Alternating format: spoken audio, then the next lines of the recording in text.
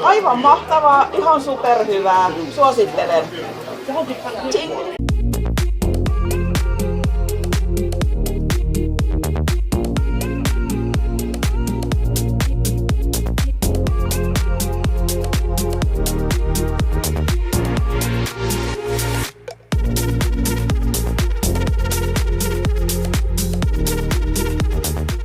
Noniin, nyt mä oon tällä menossa Ahvenanmaalle ja mä maistoin tätä suklaa jää espresso. Ja tää oli ihan mahtavan makusta.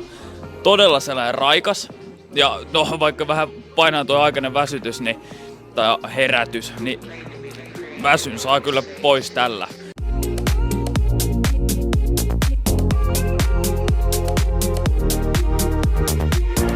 Moi! Ja ehkäpä maailman paras kylmäkahvijuoma. Bold!